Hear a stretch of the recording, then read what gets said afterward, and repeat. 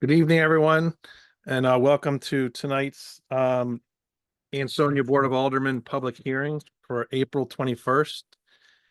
I'd like to invite everyone here. The purpose of tonight's public hearing is to discuss the proposed city budget for the fiscal year 25-26.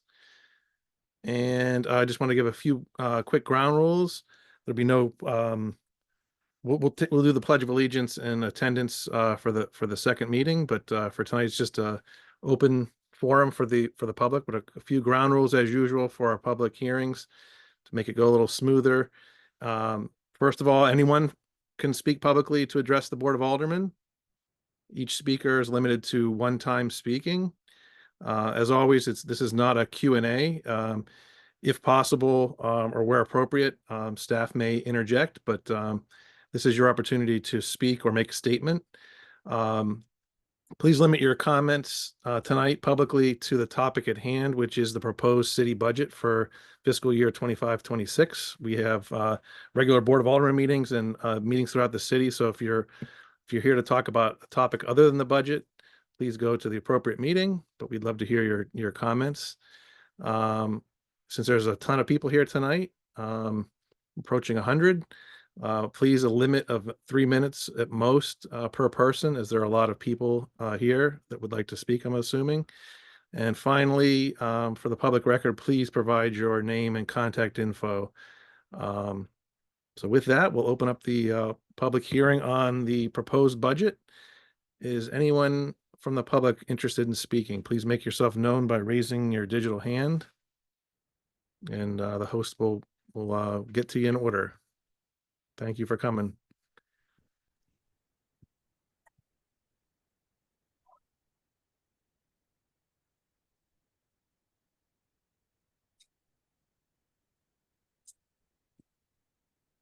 Everyone is muted, but you can raise your hand and the host will unmute you.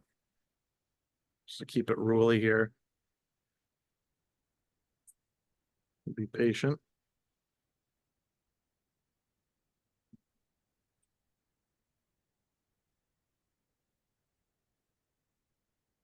Participants can unmute themselves. They can do that, but I don't see anyone raising their digital hand. Sure. Hello, can somebody hear me? Yes, we can. Oh, good. My name is Maria Madrid, and would it be possible in the future to have these meetings in person, not in Zoom?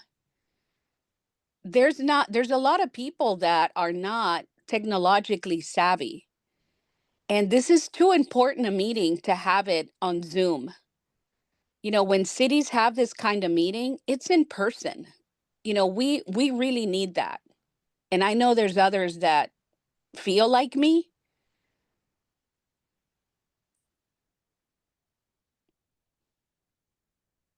So I propose that formally.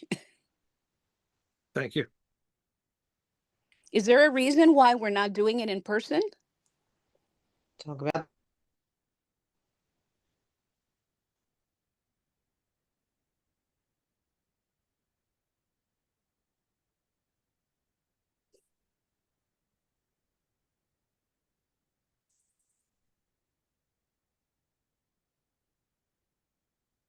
Any comments on the budget? I have a question. My name is Dina Rodriguez. I'm speaking under Hector Martinez's voicemail. We're on this together. The question that I have is in regard to the budget is regarding the sale of the water pollution water company. So I have a couple of questions actually about a few things. If that was sold, where did that money go for the city of Ansonia? That's number one. Apparently it was sold for $41 million. Nolan Field, that's supposed to be redone. What is going on with that? The soccer field, that was supposedly the development that we moved to Ansonia 5 years ago, and still nothing has been done with that. So I'm just kind of wondering where all the money for the city is going, if you're proposing all of these budget increases and mill increases, what happened to all the money that supposedly came into the city within the last 5 years? Yeah. And why is there a need to increase the budget as well Exactly. as provide money for education that needs to come from the taxpayers' dollars if money has come into the city recently? Yeah, yeah, exactly. That's one of the things. I don't know if you can hear me. Hello? Yeah. Yep.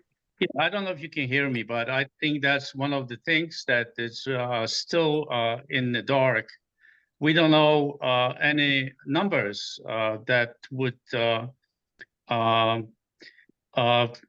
that we need to take a look at it. I mean, we know that we don't know. I mean, we don't know really that much about numbers that some people that work for the city, but at least the general view and general knowledge, it will be very helpful for us to make a decision on the referendum. Because from the message that we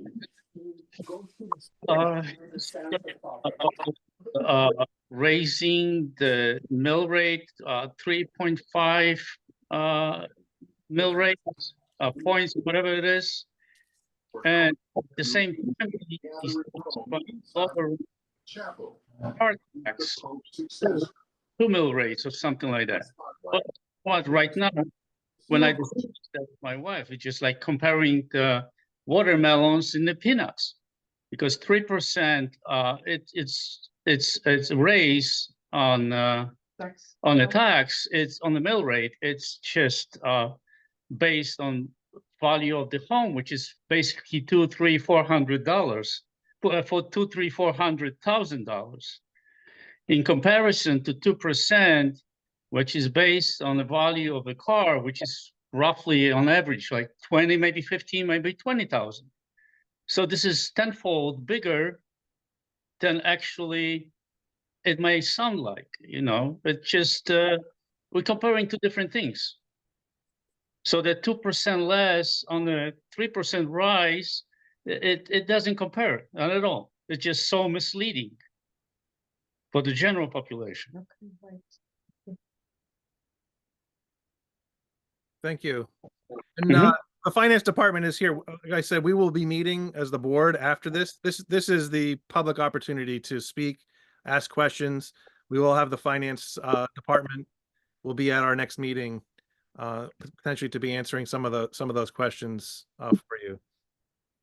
Okay. Thank you for your comments. So what Thank you. questions will you be answering today? This is not a Q&A. This is a public forum for you to speak or ask questions. We then have a meeting afterwards of the Board of Aldermen. This is a public hearing. Get your comments, questions in, and then we meet immediately after this. So based on that, I have a question. How many people you have joining that Zoom conference right now? Do you have knowledge of how many people joined the Zoom right now? Yes, there's 99 people on here. Okay. All right. So comparing to thousands of people living in this city, that's not really much. And that is why I think that if we had it in person, face to face, a lot more people would show up. Can we There stay would on just be- topic? No, but that is part of the topic. We are here to make comments, But and that's an important comment. okay, that's Because fine. it just doesn't feel like the city is working with transparency. That's how it feels. It's easier to put documents up, to display documents, and you can't crowd the aldermanic chambers room with over 100 people. So that's why. This meeting could have been held at Ansonia High School. Correct. Listen, Correct. where it should have been held. You know, One you've at a got time, one at a 99 time. I agree with Maria. You've got 99 people here. Out of all the people in the city of Ansonia, you could have easily held this at the Ansonia High School, and many more days before the referendum. You know, when are we going to get answers to the questions we have? You won't answer questions now. I know why, because you don't have. Can you I guys, agree. can I we agree stick- with the statement about the Water Pollution Control Authority. can we stick to Now, the where did all format that money go? one at a time, please?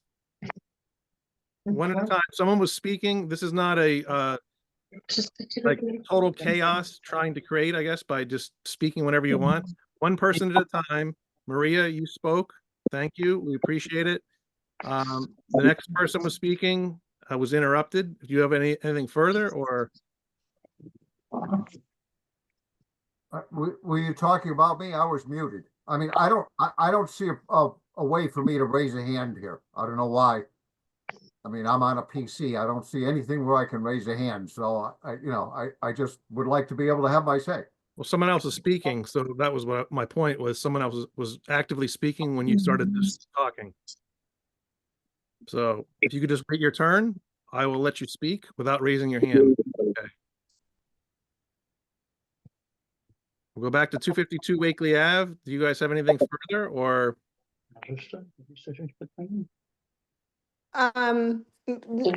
Not so much anything further, but just a blanket or just a statement as far as the increase in the mill rate, the increase in property taxes. Ansonia is historically one of the least expensive or actually one of the poorest cities in the state of Connecticut. And to have these taxes raised, whether it's property or mill rate, and there's nothing in this city to show for any increase in taxes. So I'm just kind of at a loss as to why this is even occurring. Okay, thank you. All right, Yeah. let's go to Dave. Please introduce yourself and you can formally speak. Okay, my name is Dave Scape. I live at 5 Laurel Street in Ansonia. I'd just like to reiterate what Maria said. I mean, I think the reason why this is Zoom is because you don't want a lot of people to be aware of any of this information. This is an outright attempt to keep, to not be transparent. I mean, this meeting could have easily been held at the Ansonia High School. There have been public hearings at the Ansonia High School previously. Why you did it on Zoom? I mean, I have my own opinion. You won't answer questions. And if we do ask questions, I mean, the referendum is in 4 days. I mean, I just think this is just a blatant attempt to keep us out of the loop. And as far as the water pollution, I did see that there's other income of about 2.5 million that wasn't in the last budget. I was assuming that was the water pollution control. I didn't realize that it was sold for many more millions than that. So again, I asked the question, where'd all that money go? We didn't have that. We no longer have to pay to maintain the WPHA facility. And we got all the money from the sale of it, but yet the mill rate's going up.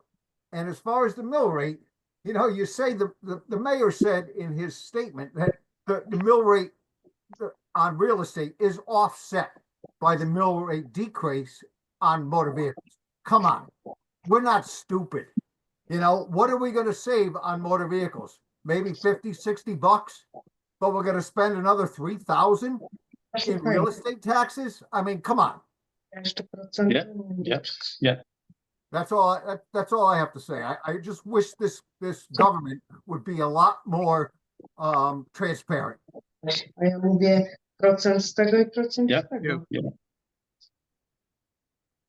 You know, All right. something that's I just want one quick comment. Something Maria, yes. this is the third time you've spoken. Can you please we have a line of people that want to speak. Oh, sure. I Thank don't you. know how to raise my hand, so I can't figure this out here. So Okay. Well, that's right. All I ask is that people are organized and you say what you want to say and and we can move on. There's other people that are waiting to speak. Yeah, it's just that we don't see that, Josh. We don't see the line that you do. So it's hard to, it's very disorganized in Zoom because of that. You don't see hands up? No, sir, I do not. Okay. So I have I have no way of knowing when I can speak and when I can't. So, Well, I said at the outset, you get to speak one time. So, well, but I have a few things to say, not just one. okay, but this is not every 5 minutes you decide you want to say something else. It's you say Well, what you say. again, Josh, I state my case. We need to have this meeting in person, not like this. This is not organized. Well, it's only unorganized because you keep interrupting and you won't allow us to continue Oh, talking. please. All right. All right. Well, the next I saw was Rachel Sosnovich. I apologize. There's something wrong with my camera. I am the principal of Assumption School here in Ansonia. I personally live in Beacon Falls. I'm here with my two board members, my chair, and also another board member of the schools. In 2023, a conversation and a quote was had or made that the city would reimburse the school $25,000 for the sidewalks that were put in. Now it's 2025 and I'm still battling that conversation. I was told that last year we were put in, I wasn't the principal last year, but I was told that the assumption was put into the budget last year that the money would be reimbursed. So I was just wondering, do we stand this year to be put into the budget? After conversations with some others at the city, I was told, it's been like back and forth that we were going to move forward, that the city was moving forward with reimbursing us. So that's just and it's now 2 years, going on 2 years this summer. Okay. Thank you. Next, Chris Rogers. Yes, good evening. Chris Rogers, 7 South Westwood Road, Ansonia. First question is, why is the mayor not on the meeting? If this is his proposed budget, then where is he? Well, he doesn't want to face the residents, so he's hiding, or, second question is, as it was explained before, the mill rate is supposed to increase by 3.1% on your residents, but offset by 2.87% to your your motor vehicle tax. It's a foolish quote. You're not even comparing apples to apples here. So, he's trying to fool, the mayor is trying to fool the community into, buying this proposed deal for the budget, which is a bunch of BS. So, if he was going to be clear, he would compare apples to apples here. Second thing, or third quote, is we were proposed by Sheila O'Malley that Franklin Street was going to get new sidewalks based on a grant that we were supposed to be getting. Where is that grant? What's going on with it? We haven't heard anything. We're going to spend money on Nolan Field, but now, the sidewalks in town are falling apart. It's a liability to the residents. Do we really need a new football field? It just keeps going on and on. I think we're just being the wool is being pulled over our eyes, and we're not being told the truth here.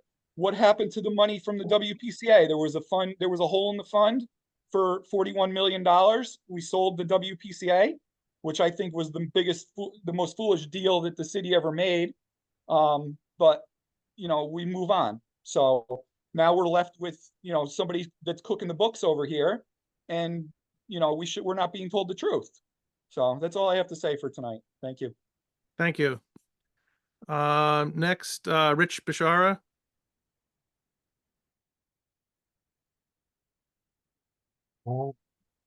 Good evening, President Stewart, members of the Board of Aldermen and Alderwomen.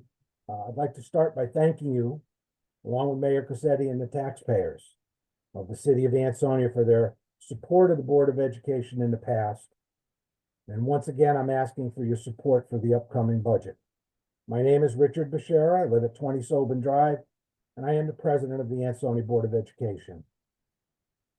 I want to kind of start with my bottom line and then kind of go through some of the details. So the bottom line is the Board of Education is requesting that the Board of Aldermen and the taxpayers approve both the city and the Board of Ed budgets. Yes, real estate taxes will go up by 11%. Yes, car taxes will go down by 9%. Yes, no one likes to pay more taxes. But please consider this. Tax billings for fiscal year 23 were $38.4 million. In fiscal 24, tax billings went down by $800,000 to $37.6 million. This current year's tax billing was $37.9, $500,000 less than 3 years ago. Gross taxes billed have not gone up. Any increase in any individual tax billings were attributable to increased property values due to reval. For every tax bill that went up, someone's tax bill went down because overall tax billings went down by $800,000. The Board of Ed budget increase is 50% for normal operations, and 50% of it is attributable to special education cost increases. Is it fair for Ansonia to have to shoulder the increases due to mandated sped costs? You tell me, but this is the hand we are dealt. I believe in this city. I believe in the people in this city, and I'm hopeful that this budget will pass referendum intact. Let me give you some background. A lot of good things going on with our Board of Education. Dr. DeBacco's elevated the educational process here in Ansonia tremendously. Understanding that not all students go on to college, he has developed working relationship with employers like Griffin Hospital and Sikorsky to allow our students to develop skills that prepare them for work after graduation. He and his team have also been able to include Ansonia in an international STEM project that saw our students travel to South Korea for a worldwide conference on chemistry and biology. He's been able to attract a great teaching staff dedicated to our students. The future continues to look bright for our children, and I'm sure you will hear more about this shortly. Special ed costs. This is where the big piece is. Special education costs have been skyrocketing since COVID. During the COVID years, the Board of Ed costs for special education dropped off significantly due to the isolation of students not going out of district. During fiscal 21 and fiscal 22, the Board of Ed returned to the city $1 million each year from our unused special education funding. This cordial working relationship between the city and the Board of Ed highlights the need for both groups to work together for the betterment of city and the taxpayers. Since that time, special education costs have spiraled out of control, not just here in Ansonia, but statewide. Many facilities and transportation services went out of business because of COVID. As things returned to normal, there were less services available, and the costs for them increased as the demand was greater than the supply. Our outplaced students of special education, which is about 60 students right now, the gross costs have gone from $5.6 million in fiscal 23 to $8.3 million in fiscal 26, our projection for next year. And this is just for outplaced students.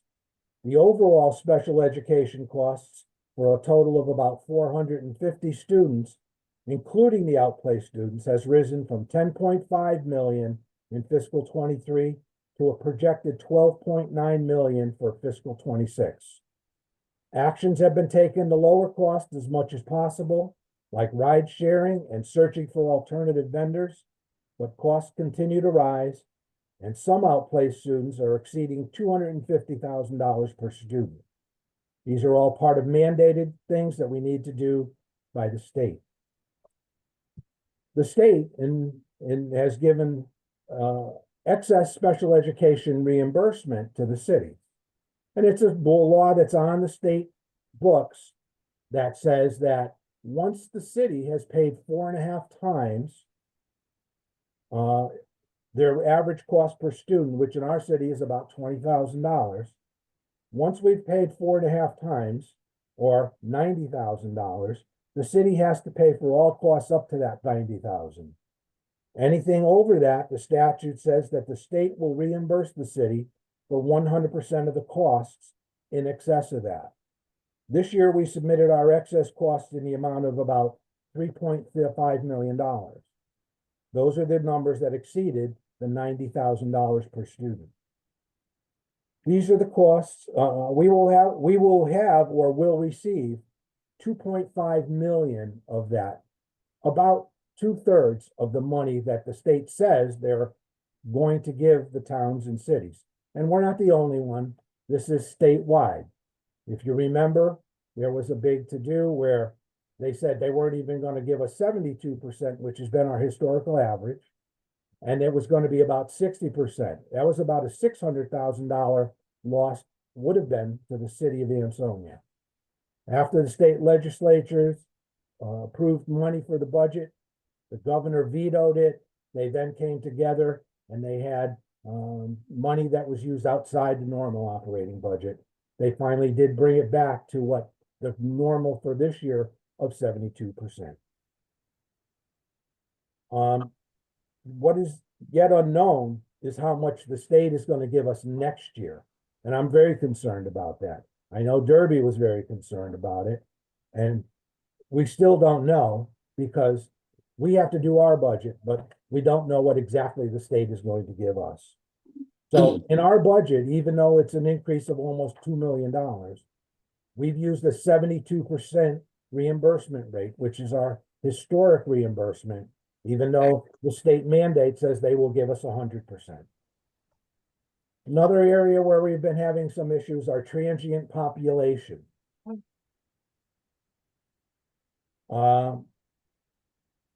It's over the course of any month, we have anywhere from 25 to 35 new students register in the city of Ansonia.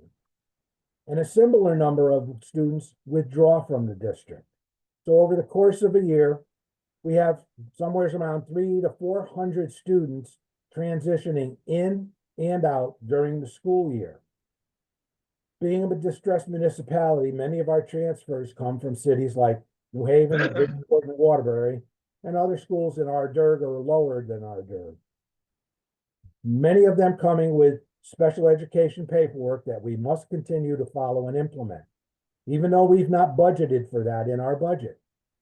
Even in March, after the special education numbers closed for the state, we had as many as 10 student additions in 1 week. The numbers are staggering and it's hard to keep up with. The last piece of the pie for the city on numbers is the educational cost sharing system. The city is an alliance district. We are been designated alliance back in 2009.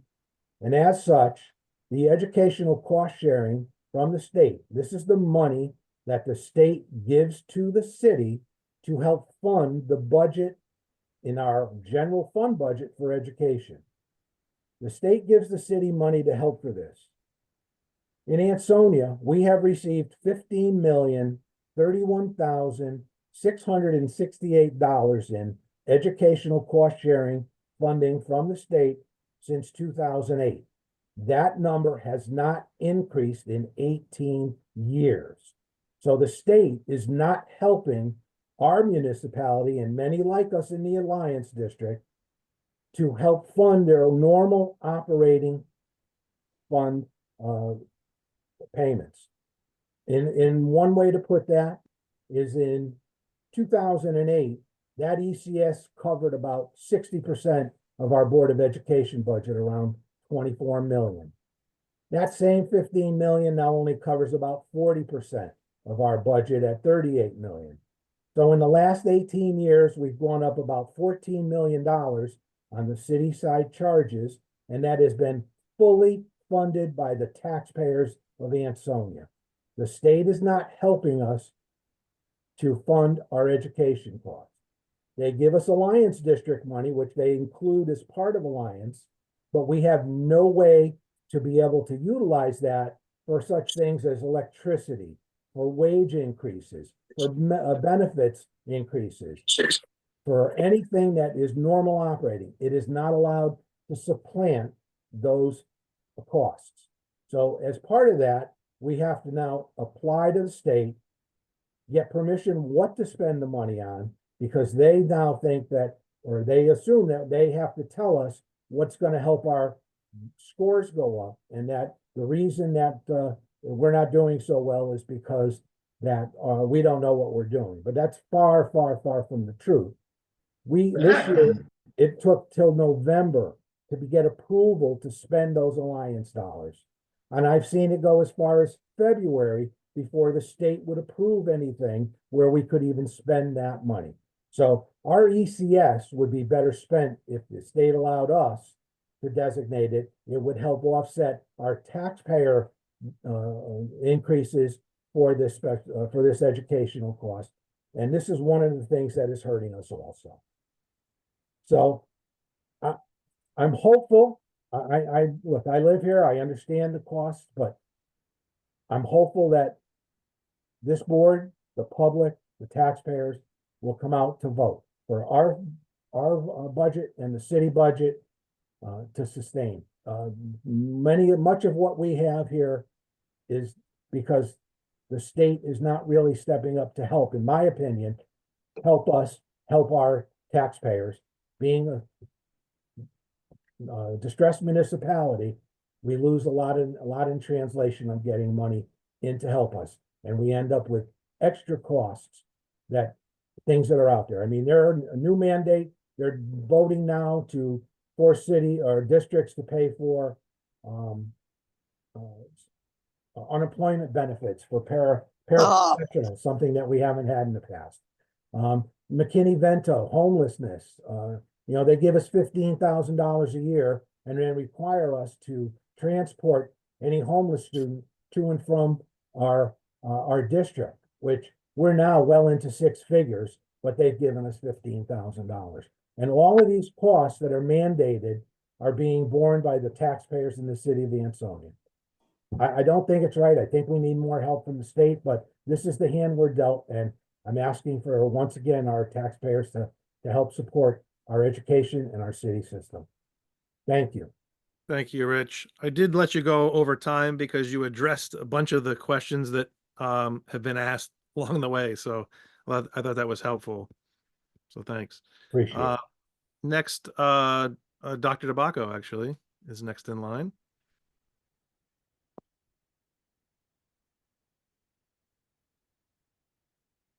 Good evening, President Stewart, and good evening, members of the public. Thank you for being here tonight, and I thank everyone for their continued commitment to the children and the families of Ansonia. As your superintendent of schools, I stand before you not just as an educator, but as a father and someone who's invested in the future of our community. I know in a few days our city will vote on a referendum, a budget referendum, a decision that will shape what we're able to provide for our students, not for just this year, but for the years to come. I'm just here to speak plainly. This budget is more than the numbers on the page. It's about opportunity. It's about access, and it's about believing the children of Ansonia deserve every chance to learn, grow, and succeed, no matter on their background and no matter based on the zip code in which they live. Over the past year, our schools have made some real progress. We've strengthened our reading and math programs. We invested in safety and security. We expanded our after-school enrichment, and we worked hard to retain high-quality teachers. These are not luxuries. These are the foundations of a strong public education system. We can't build on that foundation without your support. A vote in favor of the education budget is a vote in favor of our students' potential and the future of Ansonia. Every dollar we invest in our schools returns value to our community. Higher graduation rates, stronger local economy, safer neighborhoods, and a generation of young people that are ready to lead. So I'm asking, not just as your superintendent, but as someone who believes deeply in the power of public education, please support this budget, support our schools, support our kids, and I thank you very much. Thank you. Next speaker, Carrie Salem. Welcome.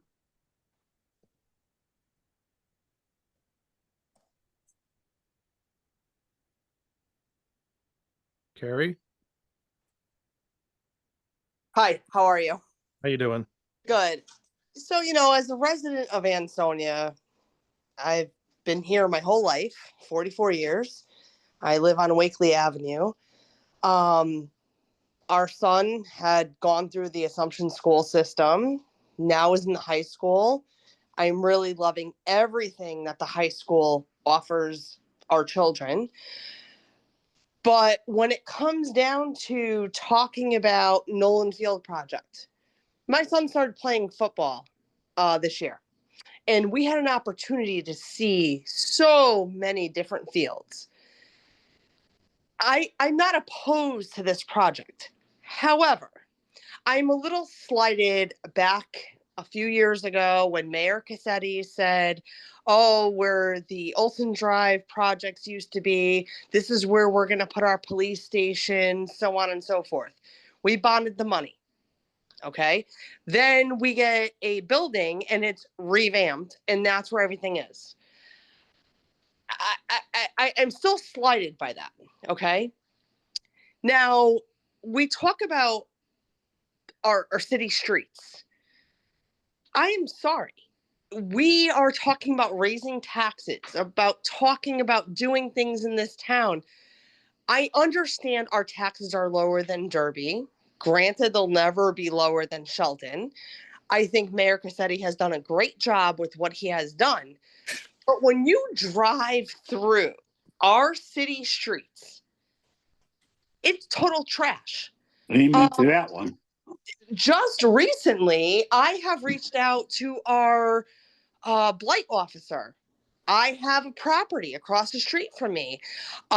He owns several properties. I've now just been informed he has recently passed away. I am very sorry for that. But tenants have moved out. There is garbage, trash sitting here. I have reached out to the blight officer 3 occasions, no return phone call. You want to raise my taxes? Okay, wonderful. I want a great sports complex for our children. I want our kids to have the best education.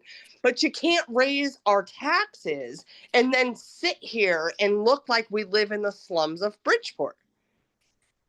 Anywhere you go around, we have weeds and sidewalks. The Wakely Ave project, for example, you can't even walk a family of 3, side by side, going up and down the sidewalks. There's graffiti all over the sidewalks.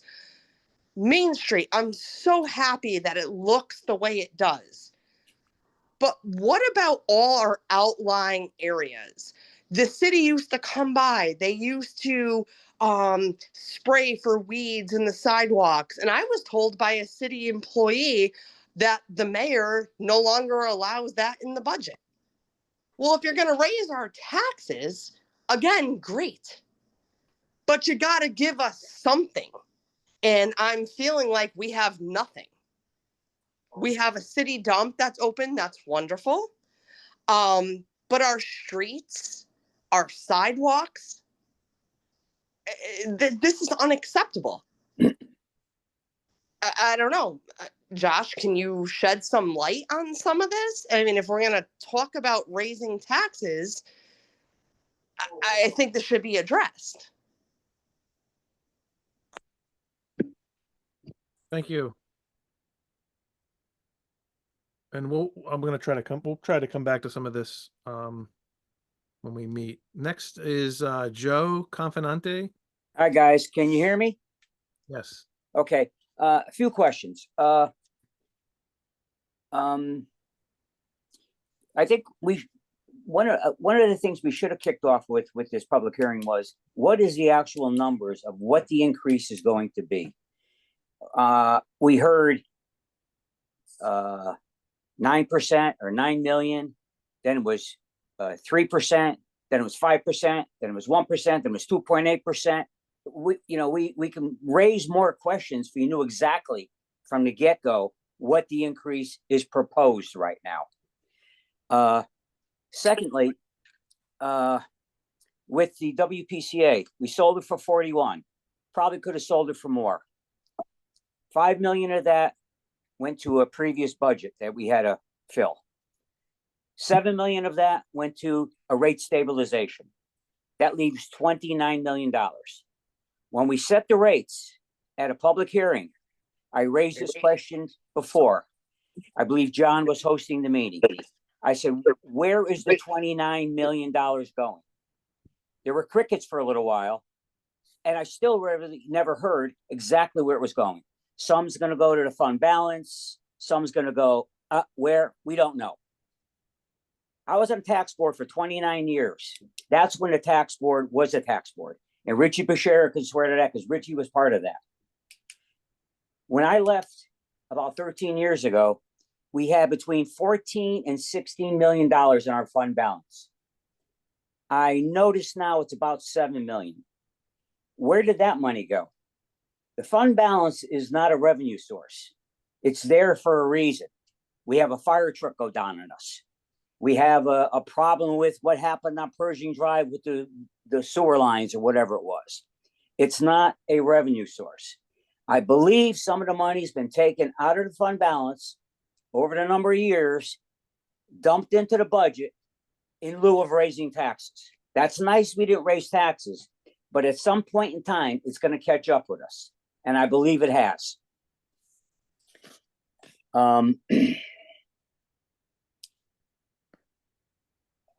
Again, the Zoom meeting. I brought this up many times. We got a great high school. We got a beautiful auditorium. We have more than enough parking. I keep saying when I was on the tax board, we had public hearings. We had the entire Board of Education came in when it was time for their budget, and they would come in, they'd squeeze in. We had teachers, and we decided we would move it to the high school. In this case, we had open hearings. We had everybody there. We reviewed the budget. The Board of Apportionment, we went department by department. Usually, some of the smaller departments, we knew what they needed and we just gave it to them. There were really no questions. Board of Ed, we had come in. Police department, we had come in. Fire department, we had come in. Board of Ed, we had come in. And they would come in and we meet with them. And we had millions of questions for them, which helped us put a better budget together. Here, there's a budget put together. I don't know who puts it together. I know there's a Board of Apportionment and Taxation. I don't know what they do. We had a budget. We would get the mayor's budget by the first week of February, and once or twice a week going on, we had budget workshops, and most of the Board of Apportionment and Taxation would sit in on these. We'd go to the Board of Ed, we'd sit with them. We go on Public Works, we'd sit with them. Now there's no workshops. They just throw a number up there, and you got to live with it. I guess there's no negotiating. Now I know the Board of Ed's looking for a lot of money. We would have met with the Board of Ed back then. They would have told us a lot of what Richie told us, a lot about what our superintendent had told us.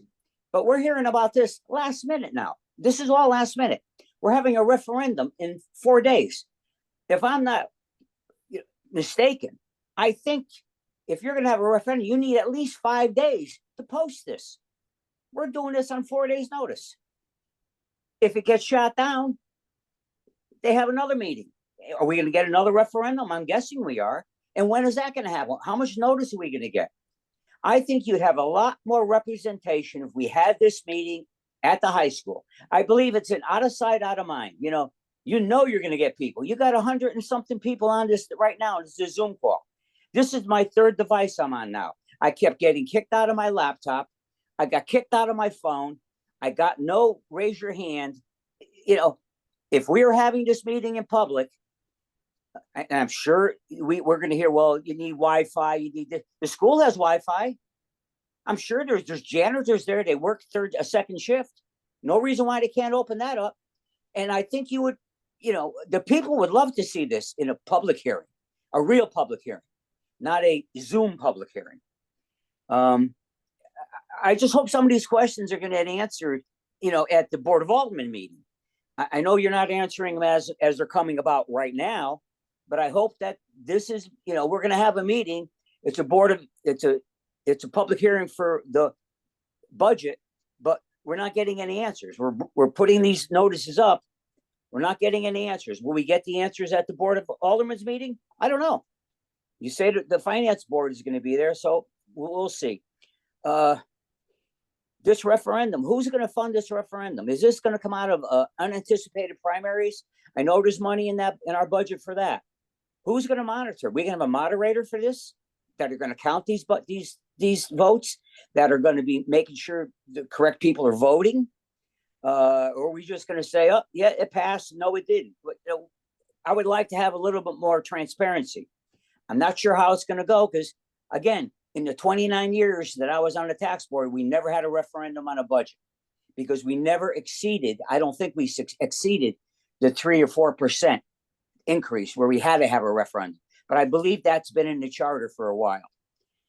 That's all I have to say. But I hope we get some more input at the Board of Aldermen meeting, or it's going to bear with us with the referendum. Thank you. Thank you. And most of those things should be addressed. Next up, Rosemary, no last name. Hello, this is Rosemary Calori. I live on Allen Drive in Ansonia. I want to thank the superintendent and the chairman of the Board of Education for their super detailed explanations. And I would like to see the same from the mayor and from the alderman. There is a lot of questions about where all the money from the sale of assets has gone, and a lot of questions really about details in the budgets. For example, I would like to know the Rock the Valley event. Does the city gain money from that or lose money from that? I couldn't tell by going through the budget line by line. Where things like that happen, we give out candy, we do things that are really nice to have, but how much are we paying for those things? And I also agree with the speakers who have said that we should have these meetings at the high school. Thank you. I'm all set. Thank you. Next, Matthew Huff. Hello, President Short and Board of Aldermen. My name is Matthew Huff. I'm the president of the Ansonia Federation of Teachers, but more importantly, I've been a teacher here in Ansonia for 25 years. I probably taught some of the people on this call. And I was going to say a lot of the things that Mr. Bashara said, but he already said them probably more eloquently than I would. So I'm going to tell a personal story. Most of you know that I don't live in Ansonia. I live in Oxford. I have twin sophomores at Oxford High School. And what I can tell you is that the experiences my children have at Oxford High School don't compare to the opportunities provided to students in Ansonia. The number of AP classes we have, our pathway programs, the pathways to internships at Sikorsky and other companies is something I wish my children were afforded, and they don't have. I like to talk to my teachers, or to my children's teachers, and what I've learned is their curriculum is not nearly as fleshed out as we do have in Ansonia. I've been in Ansonia, like I said, for 25 years. I've seen the worst, and we're now experiencing the best. And that's been through the partnership between the city and the superintendent and the Board of Education and the Board of Aldermen. Our curriculum is amazing. We are now able to keep teachers where there were times we were replacing literally 20% of our teaching staff every single year. And it's through a lot of hard work, particularly over the last 5 years, that this has been able to happen. And I urge everyone to please continue to support education here in Ansonia, because we are putting out an amazing product. Do we have work to do? Absolutely. Test scores can be better. Our teachers are working hard every day. And just as a side note, we spend a lot of time bashing the state, and the state is not doing their job. However, just so people understand, right now, currently, the state is actually having a special meeting to look at public hearing for special education costs in Connecticut. It started at 11 a.m. It's now 7:30 p.m. They're only halfway through their speakers for the evening. It is my hope that eventually we will get more money to help offset the special education costs in Ansonia and other cities like it. I testified, as well as the presidents from Hartford, New Haven, Windham, Meriden, Norwalk, and other cities across Connecticut. We all know there's a problem. Hopefully we can all work together to help solve it. Please know that I'm not just a teacher in Ansonia, always asking for more money. I am helping to help improve the situation for all of our students. And once again, I do ask you to please support education here in Ansonia, and thank you for the time this evening. Thank you. Next, Brian Alexander.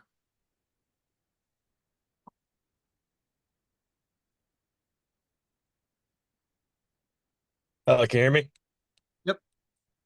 Hi, I was just listening into the Zoom call. I wasn't going to speak tonight. However, I do find it a bit intellectually dishonest to pit the Board of Education against the city budget in a way that almost makes it sound like the people who are against the budget and against the increase in the mill rate are against education as a whole, because that's simply not the case. I don't think anyone that's on this call who's against the mill rate increase is against education funding or increased education funding as it pertains to the budget.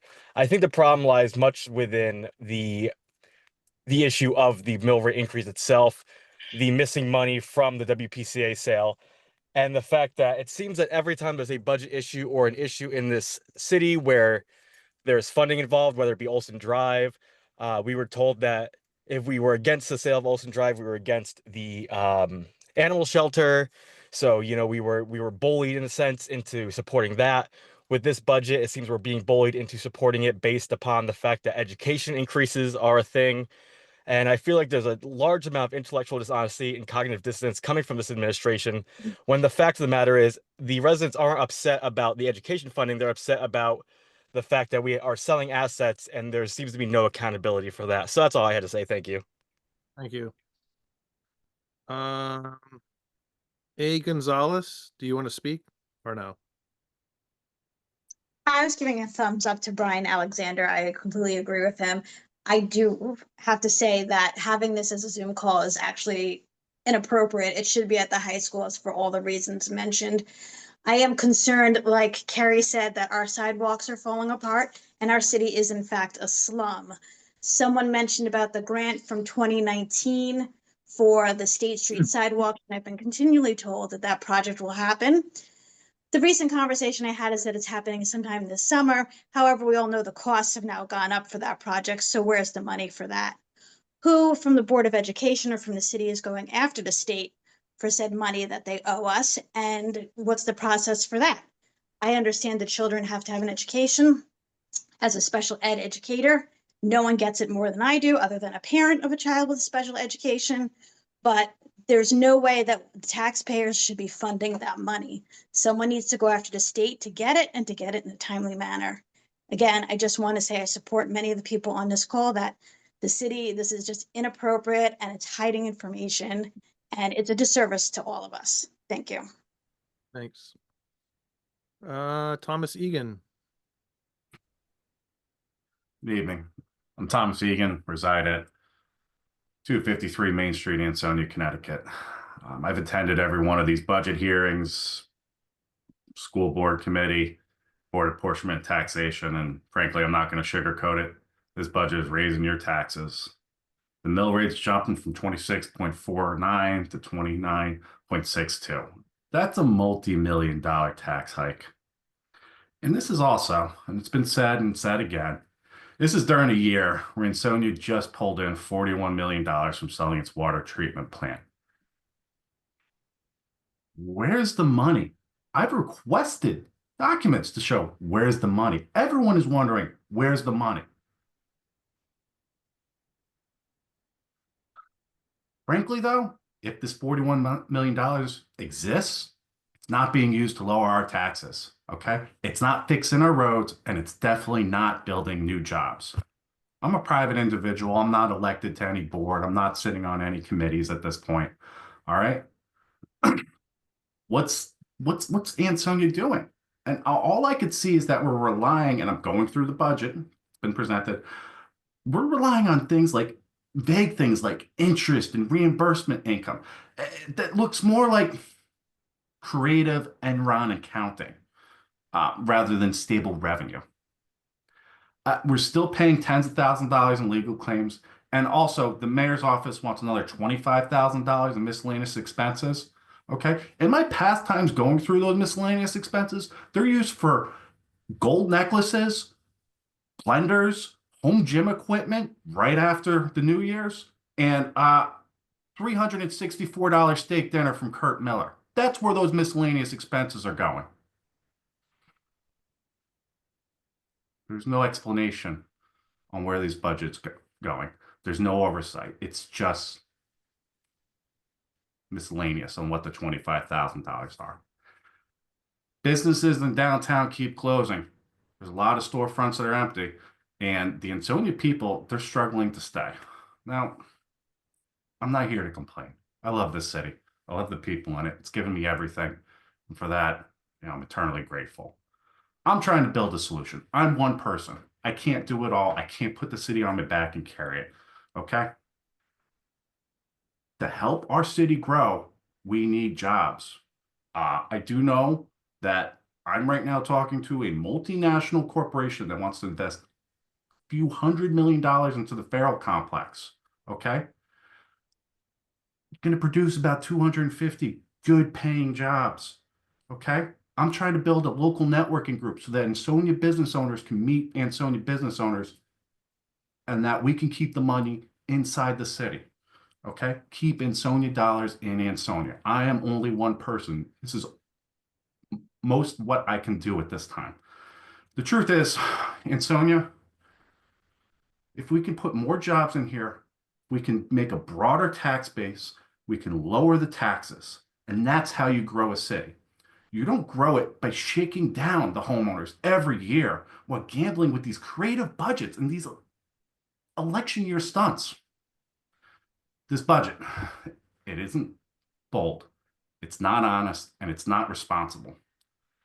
I ask, where did the $41 million and a real plan for Ansonia? Just as a conclusion, if this budget was a business plan, no sane investor would touch it. And yet tonight you're being asked to bet your mortgage on it, you, the people of Ansonia. Good luck. Godspeed. And I just find it a little bit peculiar that we already have a referendum scheduled for Friday before we voted on it tonight. Makes me seem like the fix is in. Thank you. Thank you. Anyone else who hasn't spoken tonight that wants to address the board?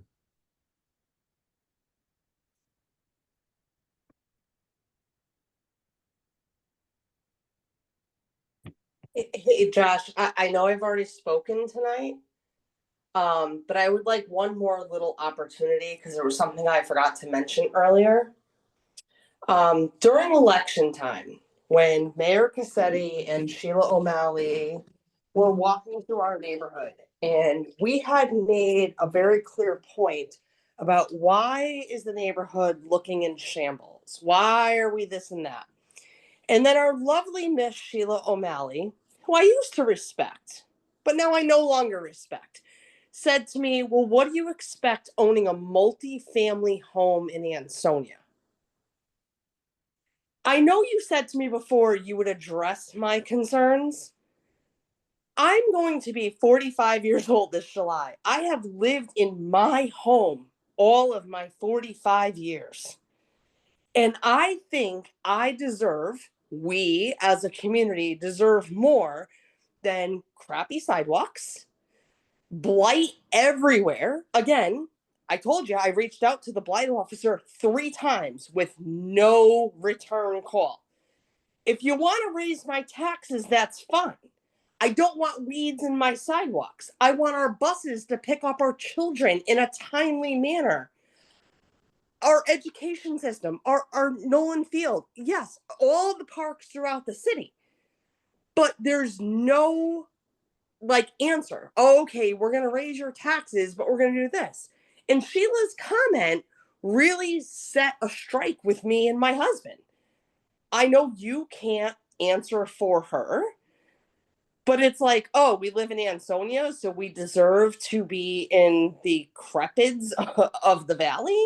Or we pay good money to live here. We were just in Florida this past week on vacation. There's people cleaning the highways, the sidewalks. We have trash all over this town. What are we doing? Again, I'm not opposed to raising our taxes if we can make a nice town here. Why should we look at trash all the time? The absentee landlord situation is not addressed. Why? Why is it not addressed? And Josh, I respect you, I respect the mayor, but I mean, come on, enough is enough. Thank you. Anyone else? So I won't get an answer again, correct? Oh, we're going into our meeting. I'm writing all this stuff down, so hopefully we. Okay. Thank you. Thank you for your time. Sidewalks in front of your house are obviously resident responsibility. Sidewalks around you, that's a different issue, or trash and all that other stuff. But thank you. Anyone else?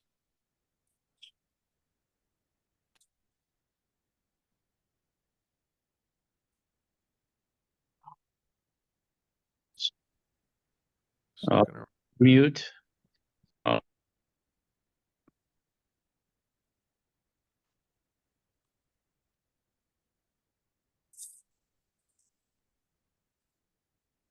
Hi, I'm trying to raise my hand, but I'm not being able to. Go ahead. Karen? Yes. Identify yourself for the public record, please. Karen Reynolds, I live at Mountain View Road on the hilltop. Done speaking. I would like to join in on all the comments that talk about the fact that this should be a public meeting, not in Zoom only. That it adds to the general feeling in town that there's a lot of reluctance to be transparent. That includes to even have face-to-face contact with the taxpayers here. That the least that could have been done was to make this more approachable by having a public meeting. And I also second the concerns about the short timeframes before the referendum. And I also second the comments about the concern of the games that seem to be played, whether it's portraying what is actually happening in terms of the percentage increase in taxes overall, by thinking people are dumb enough to realize that, not realize the difference between a decrease on their motor vehicle tax versus the increase on their home tax. And I agree about the concern about absentee landlords, that because they are such a large percentage of the property owners in town. And I would ask that the Board of Aldermen also consider making their meetings public as well. Thank you. That's it. Yeah. You. Can I say something else, please? For the fun, yes. Okay, but this is it for you, Maria. Go ahead. Well, I didn't speak very much before. Let me say that 2 years ago, I went to speak to the mayor in person because I had just moved from Trumbull, and we actually pay, our mill rate is higher than Trumbull, but Trumbull is such a clean city. And I was asking him, why did the city here did not provide us with a trash can? You know, we get a recycling bin, but nobody gets a trash can in this city. Every city, you go to Shelton, you go to Milford, I mean, you go to, you know, Newtown, everybody has the same trash can. We don't even get a trash can. To me, that was really shocking, coming to Ansonia, because that contributes to the blight. But what kind of bothers me is that there was just no accountability from the mayor. You know, he said to me at that time that there was going to be a new contract with a new garbage collector that was going to provide trash cans. But my question is, who holds the mayor accountable? You know, what about accountability? Because, you know, it was very different living in Trumbull than living here. But to Carrie's point, the dirt, the trash, the potholes in the city just attract riffraff. And I do care about Ansonia very Meeting. I and don't know. so I just want to ask about the trash can, something as basic as that we should get already. And in this new budget, are we going to get at least a trash can in our houses so that blight is eliminated and reduced and garbage and the cities are kept cleaner? That's what I wanted to ask. And I hope that I get an answer, Josh, at some point, because, you know, I don't know if we're going to get answers to so many of these questions. Special bonus for you. You get the answer to that question right now. You will be happy to know that you'll be getting a trash can with the new garbage contract that we approved a couple months ago. All residents will receive a new trash can. So look forward to that coming. And I do want to correct one thing. Because I work near there, Trumbull does not have a lower mill rate than us. In fact, they just approved a mill rate that is almost 10 mils higher than what we currently have, and it's about 8 mils higher than what we are proposing at 29. I think they're about 36 mils. So I just wanted to correct that because I knew about that. And thanks So again it's for coming. changed. But thank you. It's changed then since I moved here. Yeah, that's Thank you. here they just approved it. Thank you. All right. Anyone else from the public? Like I said, we do have a full Board of Aldermen meeting afterwards. Special meeting, sorry. Are we invited to that meeting? Yep. Yep. It's the same link. You can just stay on if you want. Josh, it's Jared Heon. Can I speak before you adjourn the public hearing? Yes. Looks like we're slowing down. So go ahead. Yeah, Jared Heon, please identify yourself for the public record, name and address.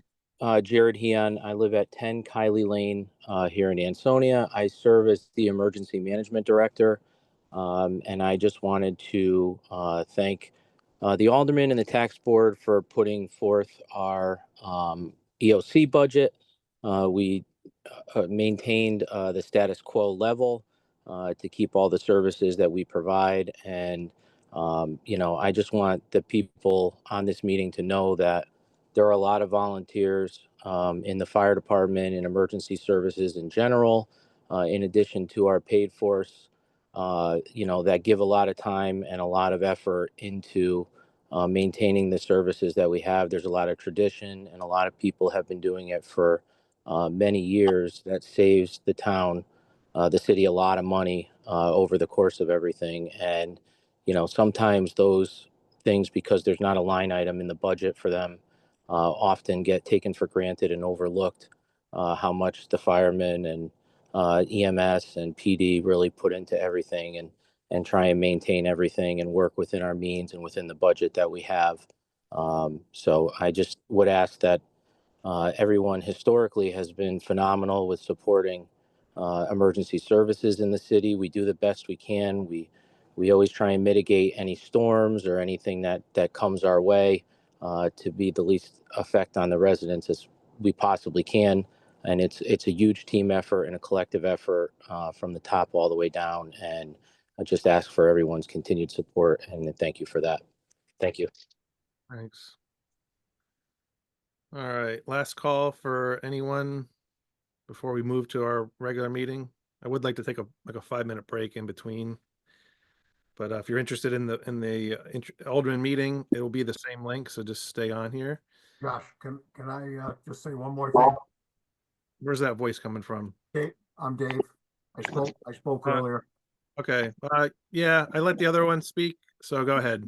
It's going to be short. I just agree with a lot of the other speakers on this call tonight that I was on the Board of Ed in Derby for 3 years in the early 90s. I am a supporter of education. Our children are our future. But and I agree with the individual that said it seems like, we're being if we're against this budget, we're against education. And I totally disagree with that. And I think there's a lot of people on this call that also disagree with that. I think that my problem with the budget is is basically transparency. It's been brought up before. We've got 0.05% of the 0.5% of the individuals of this city on this call tonight. 99.5% of the people have been shut out. And the WPCA, again, big issue that everyone's talked about, and I think we need answers. Thank you for letting me speak. Thank you. All right, so looks like we petered out on this. So it's 7:41. I'd like to take a 5-minute recess and then just resume at this link. We'll take roll call and start the regular meeting.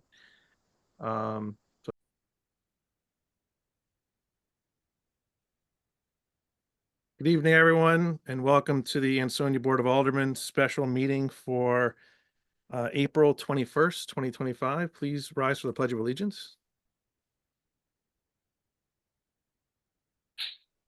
Pledge allegiance to the flag of the United States of America and to the republic for which it stands, one nation, under God, indivisible, with liberty and justice for all. All right.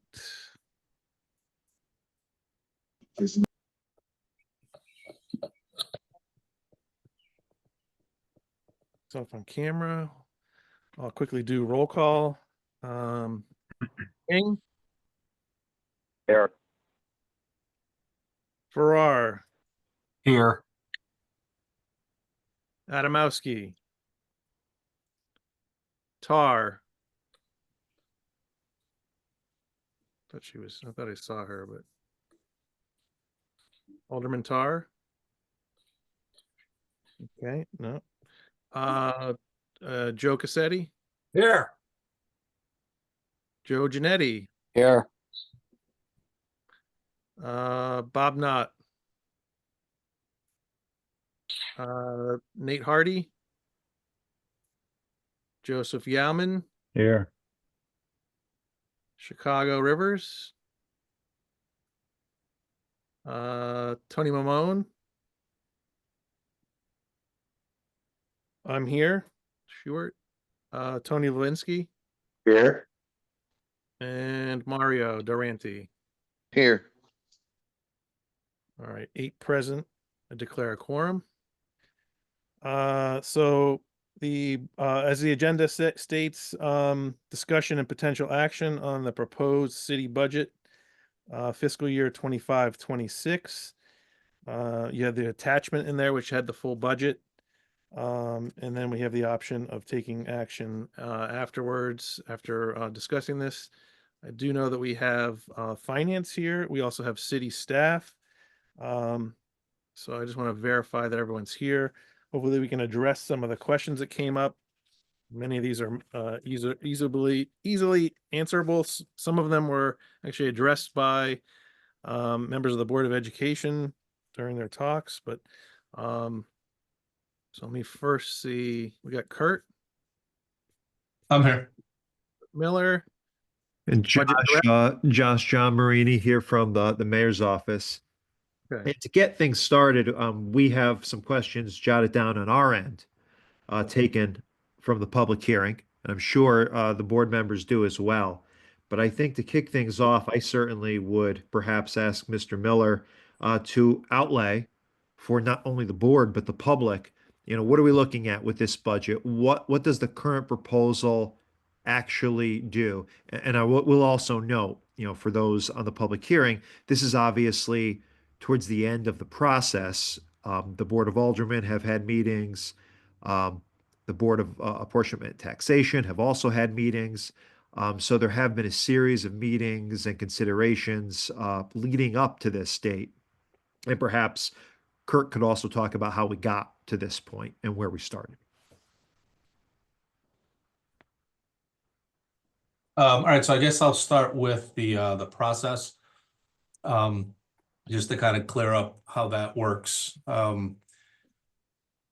Department heads are requested to submit their budgets to the mayor's office.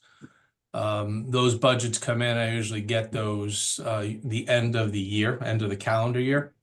I have conversations with department heads. Some of the department heads I meet with, others I don't, just depending on the requests that they're making. I then go through that budget and make an initial pass, have discussions, and then I sit down with the mayor and review that with him. So we get a tentative idea of what departments are looking at. We then usually will let the information sit for a week or two, just to kind of let it, flesh itself out a little bit more. We then meet again and we start to put the mayor's budget request together based on initiatives that are raised by department heads and also initiatives that the mayor is looking to accomplish. That leads to the creation of the mayor's budget, which is then presented. Once it's presented, I then work with both the Board of Apportionment and Taxation and the Board of Aldermen Finance Subcommittee. And we go through over a couple nights reviewing all of the expenses, reviewing all of the revenues, talking through that process. The Board of Apportionment and Taxation then votes to move it on to the full Board of Aldermen. Then the Board of Aldermen will make their final decision, and that's either what is put into effect, or with this year, it will be what will be put out to referendum for residents to vote on. So that's the process. It's the process that has been used by the city for the last several years. So it's not really new. The only different piece this year is because of the net taxes to be collected is above that 3% that's in the charter. It needs to go to referendum. So that's the process that's been used. Okay, And I think to point out in terms of that provision in the charter that was amended about 10 years ago, and it's the first time that the budget has led to an increase, or possibly leading to an increase in over 3% net taxes to be collected. So the first time it would ever be used, and the first time the voters would have a chance to vote directly on the city budget in Ansonia's history. So I do have a couple questions that maybe weren't addressed, but I think maybe help clarify. So one of the questions that was in the public hearing was, what are the exact numbers that we're talking about? And I think the confusion derives from interchangeably changing mill rate, increase, decrease, and percentages. Percentages of mill rate, percentage of a tax increase. So Kurt, could you just quickly talk that out as far as what we're actually looking at in this proposed budget in terms of a mill rate increase and what that is percentage wise, for all of our benefit. Sure. So just bear with me 1 second. I'm just putting in one formula so I have a number in front of me. Okay, so the mill rate itself is a multiplier. So it's used to affect the amount of taxes that a person will pay based on the amount of taxable property that they own. There's been a philosophical shift in the state of Connecticut to move property taxes paid by residents off of cars, off of motor vehicles, and to have it placed primarily on personal property and residential property. There's actually a bill floating around in Hartford right now that will eliminate the car tax over the next 5 years. There were some changes that were put into effect this year that changed the way that motor vehicles were calculated, the value of motor vehicles, away from a more market value rate, just to keep it simple, to a formula based on the manufacturer's suggested retail price, and then reducing a certain set amount off that manufacturer's retail price each year. Doing so caused our ability to assess the amount of value of motor vehicles to drop by almost 6.6%. So we lost about $10 million in value on motor vehicles. That money then, or the need to replace that $10 million, needs to be shifted to other parts of taxable property, that primarily being real estate. The other thing that the state has changed is there was a minimum level of mill rate that can be placed on motor vehicles, and that's a statewide maximum, I apologize, which is 32.46. When the mill rate on residential property and personal property drops below that 32.46 level, you are then required now to reduce your motor vehicle mill rate down. So because there was revaluation done and property values rose, what that did was it forced us, and 2 years ago we did not do that. Last year we did not do that. This year, though, we were required to make that change. So immediately, the first thing we have to do is we have to drop the motor vehicle mill rate from the 32.46 down to whatever amount we're going to tax, whatever mill rate amount we're going to tax residential on. So we're being forced to lower the mill rate on a decreasing pool of taxable assets. So again, that's putting even more pressure on residential. So what you see at the 29.62 mils is a decrease in collectible taxes on motor vehicles it drops from 4,524,121 to 3,856,423. Actually, Josh, can I share my screen? Yes, absolutely. It's not turned on. John, can you enable him?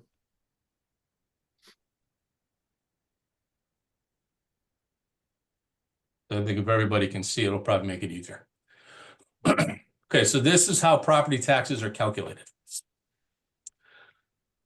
So this top section, this is the gross grand list, motor vehicle, personal property, and real estate. And we're going to focus on this column, column I. So you can see the gross grand list. Then this next section right here are less the exemptions. And then what you get right here is your net grand list. So overall, motor vehicles, the amount of taxable property that's available for motor vehicles was down 6.59%. Personal property was up 12.72%. And residential was down 0.48%, which is basically flat. So the net total grand list, we had a decrease of 0.29%, again, or basically flat. We collect about 98% of our taxes. So what you do is you get what is eligible to be taxed, which is this section right here. You then apply the mill rate to those specific sections. So again, for real estate and personal property, which is right here, you would look at these two lines, 130 million and 96 million. Or excuse me, I apologize. These two lines right here, 96 million and 1,167,000,000 times the mill rate, which is 29.62, and you collect $37,433,208 worth of taxes. For motor vehicle, again, we have to use the same 29.62 to match the 29.62 here. We put that against 130 million, and that's where you get the 3,856,000. The 11.82% is the increase in the mill rate, but that is not the change in taxes. That's simply the change in how much the mill rate has either increased or decreased. The numbers that you need to look at are line 28, line 31, and line 34. So line 28, this is the tax revenue on real estate and personal property. That has gone up 12.28%. The next thing that you look at is the taxes to be collected on motor vehicles. That has gone down 14.76%.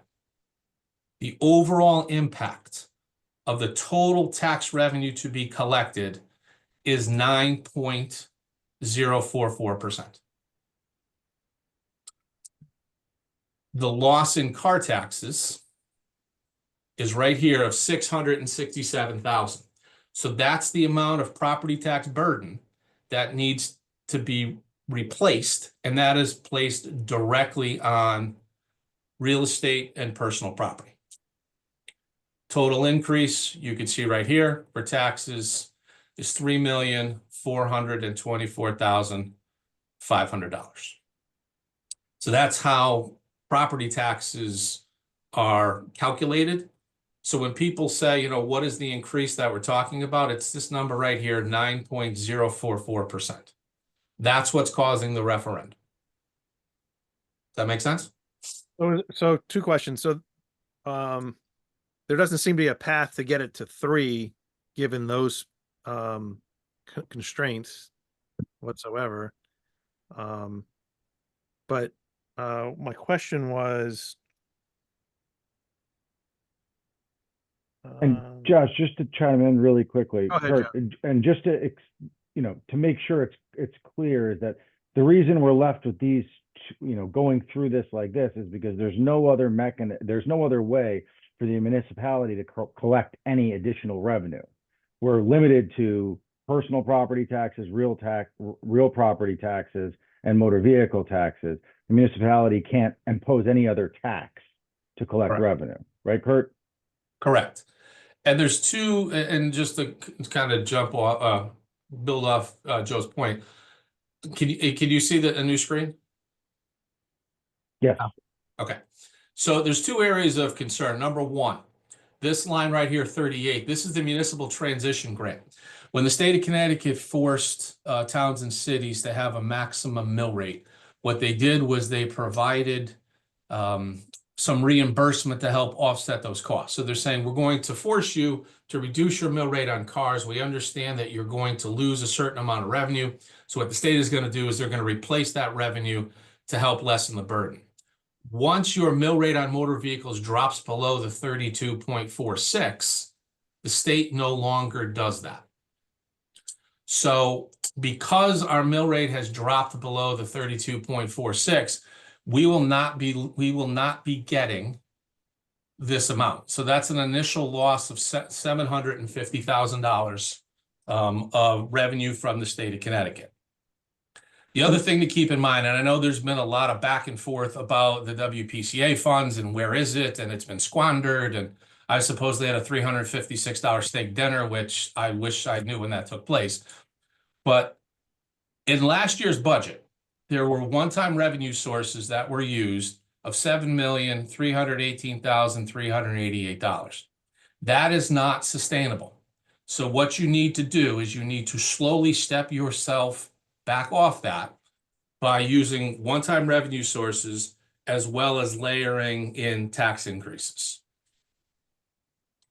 The change from here to here is $2,068,388. So in these just two columns alone, the 750 and the 2 billion, the revenue decrease is $2,818,388 of the $3,424,500 that's needed in revenue. So again, what we're doing is we are slowly stepping off the one-time revenue streams that were being used and slowly diverting that back to actual taxes paid. The reason that was done was to try to provide as much tax relief to residents as could be possibly done during COVID and the difficult times coming off of COVID. So the mill rate was kept artificially low to benefit the taxpayers. But now what we're going to have to do is to increase the taxes to get back to where we should have been. So these are taxes that would have been paid by people all along. So instead of spreading them out over multiple years and hitting people with what would have been higher amounts, you're going to see a jump in this year's taxes and potentially a jump in next year's taxes to even everything out. But if you compared what it would have been over a 4 or 5 year period versus the increases, what you'll see is the increases over the 2 years are going to be less than what the increases would have been over the 5 years. So the residents over the 5 year period are actually saving money. Kurt, is that not column C? Was that what, 2 years ago? With the mill rate 37.80 and 32.46? Correct.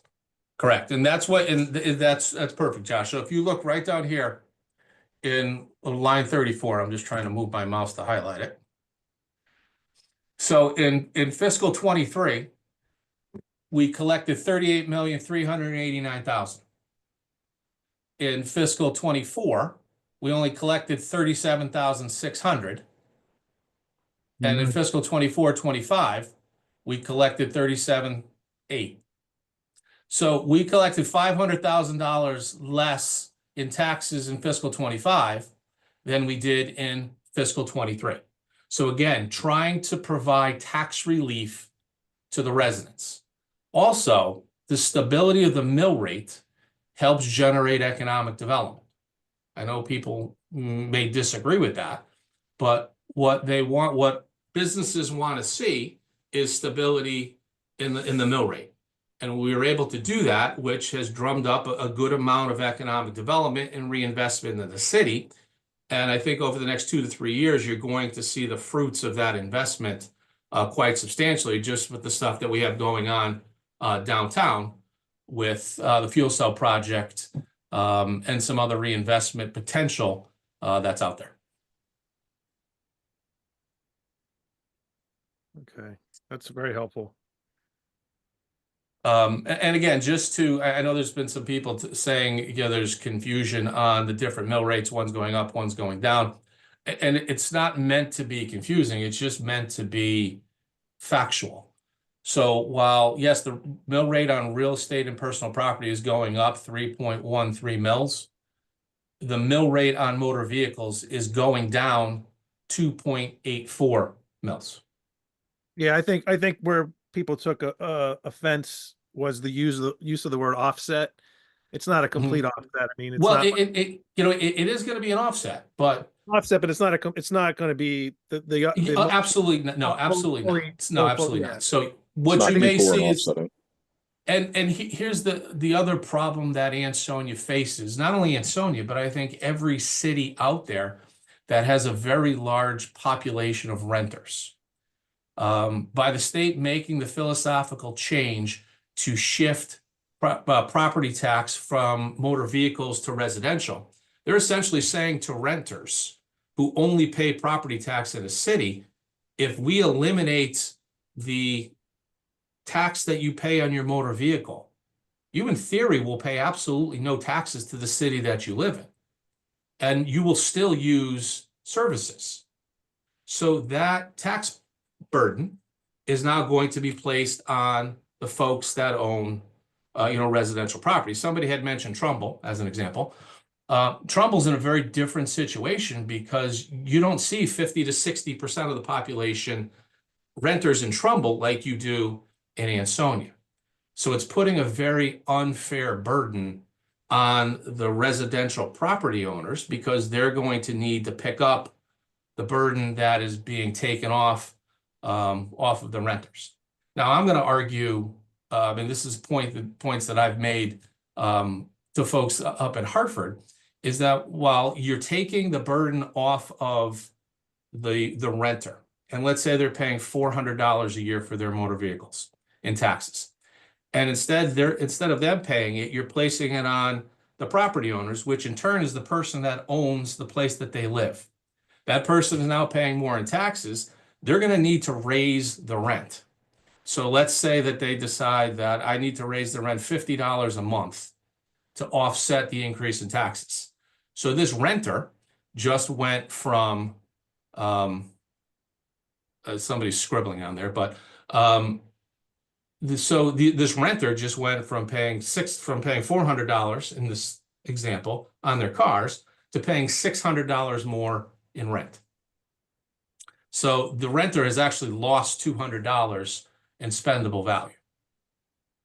So I'm not sure that in a city like Ansonia or Bridgeport or Hartford or Waterbury, where there's a lot of rental properties, it's going to have the impact that the state was hoping for. I think ultimately it's going to penalize people who rent. Yeah, and I do remember during the budget workshops that we did have many, that we talked about, if you Google the term, I think it was like motor vehicle mill rate, Connecticut, and just hit news, it's like every town is dealing with the same issue. It's not just us. Every town, you know, of all sizes are talking about this. So Yeah, I don't have the mill, I don't have the bill number off the top of my head, but a bill has been submitted by a senator that will eliminate the motor vehicle tax in the next 5 years. Now, again, there's no guarantee that it passes, but it's coming. So,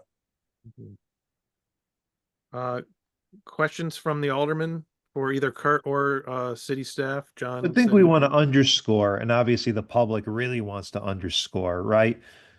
Something like a sale of an asset, the WPCA, right? The funding from that, where was the money applied, right?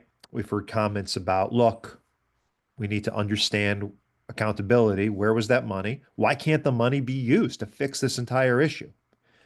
And so, right, in that pointed of a way, Kurt, why can't that money from the WPCA sale be used to just wash away any need for a tax increase?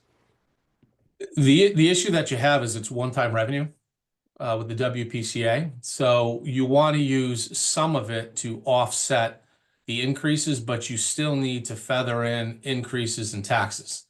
Because let's say we just pulled an additional $3 million of WPCA funds and said, okay, there's going to be no increase to the mill rate. All that does is move it forward to next year. And then now you don't have $3 million to spend because you don't have the cash anymore, but you still have the outstanding expenses. So while it works in the short term, it's not something that will work over an extended period of time. So you reach a point where you need to start slowly backing things down. And people have brought up how much have we spent of the WPCA funds. First, the 40,900,000 roughly is what we took in. 5 million was used to stabilize taxes in fiscal 24. 375,000 roughly was used for capital projects. 2,172,735 was used for the carports that are in the East Main Street parking lot, and 13.2 million was used to pay off outstanding WPCA debt. So there is still $20,152,265. We're projecting to use 8% of the fiscal 26 budget to beef up the fund balance. That's roughly $5,569,000. We'll use some money in fiscal 25 and some money in fiscal 26, again, to help offset some of the tax burden. And that will leave about $2 million of that money. That's where we currently are projecting to be. As the ebb and flow of these budgets come through, those numbers will change slightly. But again, for people to say that we've spent all the money is erroneous. The information is out there. It's been requested. It's being provided to people. But again, the audits have not been completed. We're not hiding anything.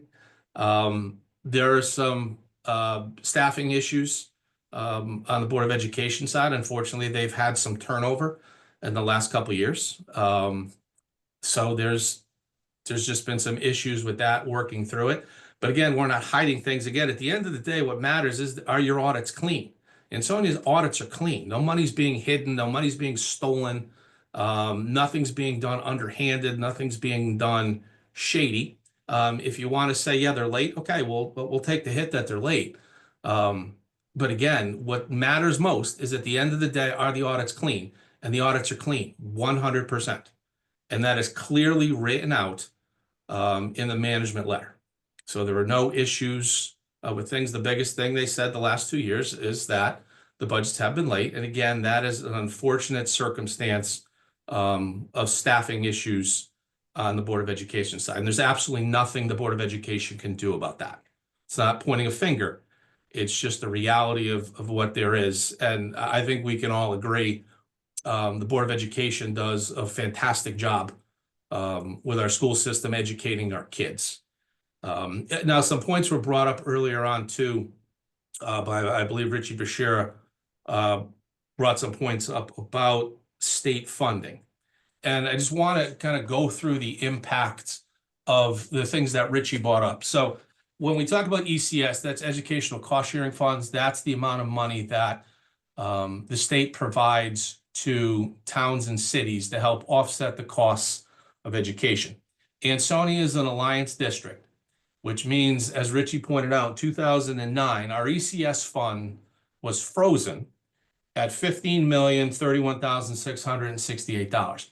That's the amount of money that can be used to offset the overall increase of the Board of Education budget.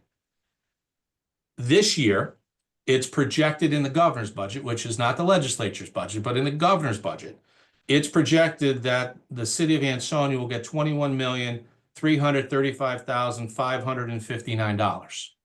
That's the total amount of revenue that the state is projected to provide to the city. Unfortunately, that $6,303,891, as Richie pointed out, the Board of Education is handcuffed with. So they can't use it to offset the increase in electricity. They can't necessarily use it to offset the increase in transportation costs. They're very, very limited. The Board of Apportionment and Taxation, the mayor, the Board of Aldermen has made a substantial commitment to increase education funding in the city of Ansonia over the last couple of years. We all know that. Those increases are being funded basically 100% by taxes. The value of that $6,303,891 is 4.51 mils. So if the city of Ansonia had received those Alliance District funds, that's $6,300,000, and allowed our Board of Education to use that money in the way that they best saw fit to offset the amount of money, the roughly $39,500,000 that they're asking for, the mill rate in the city of Ansonia would be 4.51 mils lower. So again, you're taking a desire of a mayor, a desire of two boards, three boards actually, to provide the best possible education that we can for our kids with a decline or a non-existent at this point revenue source from 2008. That cost is being footed 100% by the taxpayers. So to try to blunt some of that and to still provide the best education we can for the kids, yes, we have to do some creative things with some one-time revenue to allow that to happen. But again, it's not something that can continue forever. At some point, we have to move the mill rate to be able to continue to fund education and continue to do the other things that we want to do within the city. Want to bring something up, Kurt. You mentioned that, constraint, right? Trying to, use one-time revenue as best as possible, but understanding that it can't be used perpetually, right? Mm-hmm. There's a situation, of course, with the Board of Education, as anywhere in Connecticut, by statute, the funding that's provided in 1 year for education establishes a watermark, a minimum budget requirement for the next year. Correct. So although one may use a one-time revenue source to help increase education's budget 1 year, while that one-time revenue source may go away in year 2, the commitment to fund at that higher level remains in year 2 and on and on. Correct. And I would defer to Dr. DeBacco and Richie, but the MBR is basically what you got last year, plus I think it's 1%. It's kind of a simple calculation to that. So even if, you gave the Board of Education just the bare minimum, you're looking at, 390,000 in that ballpark. So again, the state makes it extremely difficult in alliance districts to fund education. Because in other districts, Shelton, everybody talks about Shelton, everybody talks about Trumbull, their ECS increases each year. So they may get $700,000, $800,000, $900,000 more in ECS funds than they got the previous year. And if their education budget were to go up, let's say 1.2, 1.3, 1.4 million, that's 600,000 offsets that. So the impact to the taxpayers is the difference. Unfortunately, in Ansonia, the increase in the Board of Education, $1,984,507, is 100% on the back of the taxpayers. So, was somebody asking a question? No. Oh, was somebody just talking? Okay. I think at this point, can a comparison be made in terms of where Ansonia is right now or where it may be headed at 29 mils versus other towns in a similar situation, similar demographics, similar economy? Hey, can I ask a question? So, John, what is that? I guess at this point in time, what does that get us right now? So, this is, the numbers are pretty, the numbers are pretty cut and dry. I think, again, it doesn't, unless we went in and just seriously hacked every single line item, to get this to either a no tax increase or, under 1% or, whatever some of the aspirations are, vital services are just going to go. Parts of the education piece are just going to go, which I just don't believe in. I don't think that's the way, right? I think the information that we have in front of us is what the city and the Board of Ed need, based on what was put together to operate. Now, can there be potentially some trimming in there? It's possible, but, everybody has the requirements that they've put forward. I think we're in a position here, unless anybody feels drastically different, this is what we should put forward. And again, trust the process that was put together or added to, the city years ago to let the people vote on this. And I would say, Tony, I think you hit the nail on the head. At this We could point, talk for Ansonia, 6 hours about this. The numbers aren't going to change. yeah, Ansonia doesn't have a spending problem. Ansonia has a revenue problem. Right. And it has a revenue problem created by the fact that we tried to keep taxes as low as we possibly could during COVID and coming out of COVID to benefit the residents, to help them get through the difficult times that a lot of these folks faced. Again, on the city side, you're at 1.85%. Inflation is what, 3%? So, you're 115 basis points below inflation. That's really, really good. If this was a regular year and the mayor presented a budget of 1.85% expense increase, people would be thrilled and it would sail right through. The Board of Education, as Dr. DeBacco and Richie explained, I mean, they're facing a lot of other circumstances that are causing their numbers to be higher than normal. It's not just Ansonia. I mean, look around. There's other towns that are coming in locally that are 6-7% as well. So this is not something that's, just isolated to Ansonia. Education is getting more and more expensive. The ability to provide it. The problem that you have is when you put forward a good school district, people want to come to it. And, for folks that maybe live in some of these other bigger cities, Waterbury, Bridgeport, New Haven, they have an opportunity to get a reasonable rent in the city of Ansonia and get their kids out of, and I'm not bashing these other towns, but getting their kid out of the Bridgeport school system and getting them into the Ansonia school system, it's an absolute home run. Mm-hmm. So that's putting costs on. And if any of these children are special needs in any way, we're taking on 100% of the cost. And I'm sure Dr. DeBacco, if he's on, he can talk more about this. If a special needs student shows up in October We own that student 100%. We have to pay their costs. So this is the, you know, the kind of the downside to providing a great education. And I forget one of the speakers that was on, an Oxford resident, a teacher, point blank told you, and that's right from the source. Ansonia provides, in his opinion, a better education than the town of Oxford. And Oxford and Ansonia's Democrats are 100% different, and there's a difference in their mill rate. So what's that tell you? Yeah, but in the flip side of that too, Kurt, there's not an endless supply of money, you know, for these from the taxpayers, right? So taxpayers, this board also has a duty to the taxpayers to ensure, you know, if there's a hole in the boat, we don't put another one in it, so to speak. You know, there has to be, and I'm not suggesting the Board of Ed is fiscally irresponsible. I'm not suggesting that, but at some point, you know, there's only so much money. There's only so much additional money coming in each year. You know, if it's hypothetically, if you're asking for $1 million every year, tax revenue goes up 300,000. You have a $700,000 deficit every single year. Yep. So the city and the Board of Ed need to be cognizant of that too, as we're going through this process. And Tony, And that relates back to my comment earlier, talking about revenue sources, right? And how the city can only collect from certain places. The third source of revenue is the state.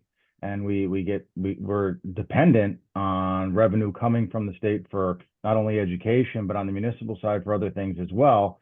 And I was gonna just ask Kurt, could you talk a little bit about that in terms of what we're seeing from the state? Is it decreasing? Is it going up? Is on the municipal side for some of the things, low SIP and whatnot? Well, it's too early, Joe, to answer that question. This is the long session of the year. They do the budget, the biennium budget. And again, this is one of the reasons why I always push to do this process to slow it down, because we don't know now what we're going to get in state funding. Realistically, we probably won't have an idea of that till the end of May or beginning of June. It just depends on how quickly the legislature makes their decision. And historically, they generally don't make this budget decision until the end of session. And there seems to be some disconnect this time between the governor and the legislature. They seem to have some different priorities. So there's going to be negotiations, you know, between the majority and the governor to try to determine what that'll be. So, you know, these are estimates that are in there for state funding. You know, we hope that they are where they are, but they could absolutely change depending on what the legislature decides to do. You know, one person I think brought up too about potential changes to special education that they're, you know, in their meeting now. I guess there's a public hearing going on. We could potentially miss out on, if they decided, hey, we're going to give Ansonia an extra $750,000. We wouldn't have that in our budget right now. So we would lose out on the ability to reduce the mill rate based on that because of the need to rush this process. The other thing to keep in mind too is, you know, potential economic development. You know, we're putting the fuel cells in, as we all know, that's 24 million of a revenue stream over 20 years to the city. That'll start kicking in fiscal 27. And then with the potential development, depending on what goes in down on Main Street, the SHW and 65 Main Street in that area, you know, that could be upwards of $3, $4, $5 million, just depending on what goes in there. So again, we need to give ourselves the ability to get to that point in fiscal 27 and fiscal 28 to start reaping the rewards of all of the foundational pieces that have been laid over the last 5 or 6 years. Kurt, coming back to your other point, you know, that's that hypothetical 750,000, if that materializes from the state, while it doesn't get in for now, that doesn't say we can't potentially, you know, trim the mill rate down. And again, I know we're not in that position there, but there's nothing that says we can't adjust the mill rate for that for next year, right? So while, you know, again, I'm not one to rush the process. I don't believe in creating a document just to create it when the numbers are so you know, estimated and so, pretty much unsupported. I'm all for trying to get it as accurate and factual as possible. So if that 750 were to come about, we do have the ability next year to adjust for it. But you don't have the ability to we know adjust what you the know. Board of Ed budget though, because the minimum budget requirement, right, creates a watermark. So it would be, you'd really have to understand the needs at the time, right, of the And it following would, year. the other thing figure out too is what it would to do. depend on the revenue source that the state of Connecticut was using to provide that funding. Yeah, Is it a year, one-time it revenue one-time? source Yeah, exactly. that we're only getting one time, or is it something that they're going to build in? And what sometimes the state is notorious to do is provide these one-time revenue sources. And we've seen that over the last couple of years where they use COVID funding and things like that to provide one-time revenue sources in different places. But again, sometimes that's not sustainable. So instead of changing some of the structural issues in some of these things, what they'll do is they'll throw some money at it one year, and then you still have the problem year after year. But to John's point, you make the investment in education, that number doesn't go down. That number just continues to rise. Right. Yeah. Right. But just like any other household budget, it can only rise as much as the revenue incoming. Well, in theory, yes, but with the Board of Education, because of the minimum budget requirement, things like that, we're forced sometimes to make increases, perhaps even if we don't want to. I mean, I'm not a fan of the Alliance District. I think our Board of Education be the ones that make the decisions on how the money is spent. The state should provide full ECS funding that the city deserves by the statutory formula, and our Board of Education should then be able to determine how it's spent. I mean, you heard Richie say they got to go and ask for permission. And I think we're blessed with a good Board of Education, a fantastic superintendent, and teachers and administrators who just let them do their jobs. I think we've said many times before too, that the system that we used to have, ECS, was delivered to the city. And the city took that and passed it on to the Board of Ed. So this had two big advantages. Number one, it actually increased that watermark I talked about. Because as the city got a new allocation every year, it passed it on to the Board of Ed, and they then raised their minimum budget requirement year to year. So they could depend on it, right? Depend on it year after year. And number two, that money coming in on the city side was without strings. So when the city passed it over to the Board of Ed as an increase, Board of Ed could do whatever it wanted with it. So the alliance system, the state gives it directly to the Board of Ed, but it does not increase, right, the watermark. It doesn't increase the minimum budget requirement. The state gets out of that requirement that the city has.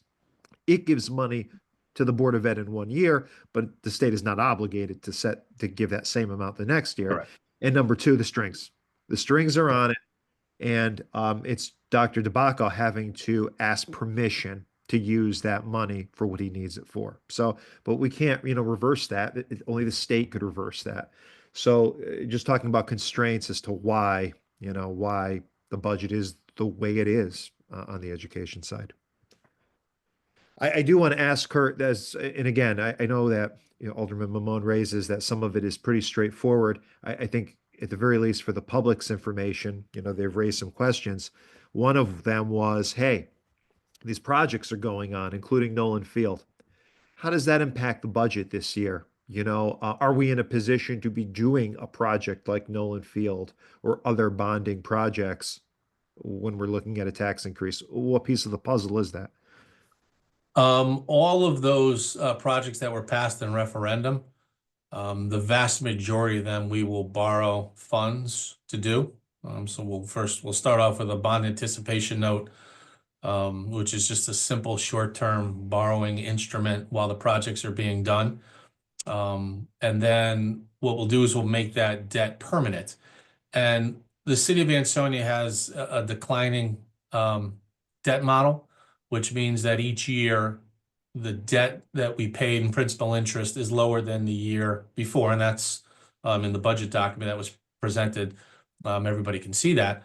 So what we'll do is we'll build this new debt in based on that model and how things change. So we'll work with our bond underwriters and our financial advisor on our bond counsel to go through and build out that structure for all of that. But a lot of it's going to be built around the new middle school, because again, obviously that's the biggest piece of the whole puzzle. And again, a lot of that too is, we have models in place now, but it's all going to be interest rate driven. I don't think anybody can say with any certainty in 2 or 3 years where interest rates are going to be. So, if we have a bond offering like we did 3 years ago, where I believe it was the lowest historical rate that the city of Ansonia ever received. Our debt issue was 55 times oversubscribed. That means people were actually fighting to take out our debt. That's a positive thing. That means that people are looking at what's going on in a community. They feel extremely comfortable with it and they want to invest in that community. So for people to say that Ansonia is going the wrong way, we're doing things crookedly, we're just not doing things the right way. That wouldn't be the case, because these are folks that all they do all day is invest in towns and cities and buy municipal offerings. So if they thought that Ansonia was not doing something correctly, they absolutely would not be investing their funds in the city of Ansonia to the volume and capacity that they did just 3 years ago. So, Kerr, if I just back up a second, if I say, hey, if we cancel projects, is it going to impact the mill rate this year? What's the answer? No, because there's nothing in for fiscal 26 for any of these projects. Because again, we're looking to go out in mid to late June is when we expect to be in the market. So the first payments for any of these projects will not be until July or August of 26, which is actually fiscal 27. So it's in the next fiscal year. Just kind of looking through other questions. Some questions were raised about the conditions in some areas of the city, trash and blight. And I will say, I think that's sort of separate outside the scope of the budget. But at the next Board of Aldermen, I will call both our blight officer and our Public Works Department in to talk about that situation and how we may be able to get even more aggressive with respect to blight. In general terms, if someone said, "Hey, what happens if these budgets get knocked down?" As the budget director, how would you counsel the board in terms of what cuts to make if voters say no? I guess it would depend on how the vote itself goes. I mean, if it's a close vote, then I would probably counsel the boards that they should look at some smaller cuts, just to try to see if they could get it passed on the next referendum. If it's a very big no vote, then at that point, you're going to have to start making some very hard decisions with staffing and departments and potential projects and initiatives and things like that. And, hopefully it doesn't get to that, because again, it's not a spending problem that the city has. It's a revenue problem. So we still are going to need revenue, and there's not enough cutting we could do without, being detrimental to the city to eliminate that revenue concern. And I did, that original question I was asking, how that mill rate compares to other communities. And I sort of wanted to underscore the point. I think it's very fair for residents to say, hey, I don't want to pay too much in taxes. And I truly believe that's fair, because it's certainly been the position of the administration for the last decade to fight like hell to make sure the tax rate is as low as possible. And I do believe that looking at other communities, particularly communities that have a distressed population and have the challenges that such communities have, right, in terms of the level of services, that Ansonia is in an interesting position because its mill rate appears to be much lower than those other communities. Well, you know, Your I think posi- the what's other, your thought on it? well, so I think the other thing to keep in mind too is the appreciation of value of the homes in the city. You know, if you look back to just fiscal 23, you know, net grand list on real estate was 841 million. For this year, it's 1,191 million. So, I mean, that's a substantial increase just over 3 budget years. And you know what you saw was there was an increase when we did revaluation, and everything has remained relatively level. So, you know, the biggest asset that most people have is their home. So for homes to be appreciating 30, 40, 50% in some cases, is a fantastic thing. Now, I understand it's on paper. And again, unfortunately, people have to pay taxes based on the assessed value of their homes. When your asset goes up, you're going to pay more in taxes. So again, it's a combination of that as well as the things that we've talked about before, the need to increase the mill rates to try to offset some of the one-time revenue to help keep the budget balanced and sustainable in the long term.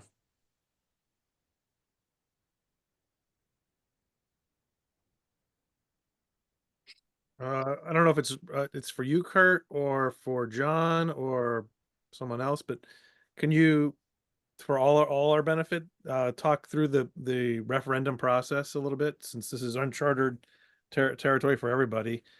But there were a lot of questions on that, how that works.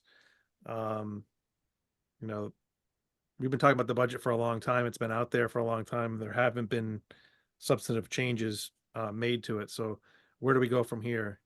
So Defer that one to John. yeah, in terms of the budget that's proposed tonight, that would go to the referendum in 2 parts, city side and Board of Ed side, per the charter. Residents would have the ability to vote yes or no on either one, and too high or too low on either one as well, to give some indication as to whether they're saying no or yes because it's too high or too low. I did hear questions in public comment about who's going to be running this referendum. And rest assured, it is the registrar's office with our representatives from both parties, as always. You know, the same department that runs all elections in Ansonia, state and local, will be running this referendum. It will be at the Ansonia Armory, regular voting hours from 6 a.m. to 8 p.m.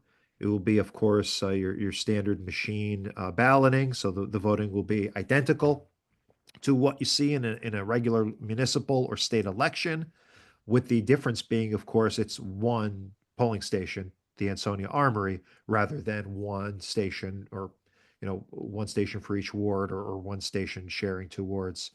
There'll just be a single location, and that is the Ansonia Armory. There will be absentee balloting available, but my understanding is that that will have to be done in person at City Hall. So if you do want to vote ahead of Friday, you'll be able to go down to City Hall. I believe you go to the clerk's office to get your absentee ballot, simply because it'll take that long for them to actually print that ballot once they get your final numbers tonight. In terms of notice, the clerk's office has taken care of notice and has gotten notice out to the public. The city has also posted notice. I believe Valley Sentinel and also I think the New Haven Register have gotten notices. If there's a need for another referendum, then the city has, of course, explored, as discussed at the last Board of Aldermen meeting, that schedule of every other week. So if it fails Friday, we'd skip a week and have a similar setup where we'd have a Board of Aldermen meeting on a Monday, and then again, a referendum on the Friday. This could go on for, we believe, about 3 or 4 times before we start to run into a deadline issue. And that deadline is going past the end of June into July, at which time the current budget would have to be essentially readopted. The bills would have to be based on the current budget and sent out until such time that the new budget is eventually finalized. Thank you. John, do you know when absentee ballots would be available? Would that be starting tomorrow, or would that be starting on Wednesday? I believe that's Wednesday, because it's the simple issue of them needing to print those ballots in time. Sure. Other questions from the alderman for either of them?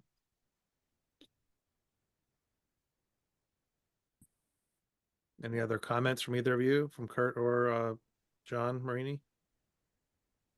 I don't have anything else to add now. Actually, this is Dan King. Just one comment. I don't think everybody's had a chance to actually look at the budget before commenting on tonight. There is really no new spending. These are mostly contractual and things. We're just keeping things as we are. It's not like we went out and found new ways to spend money. It's just finally keeping things funded and running through the COVID era, and afterwards keeping things going.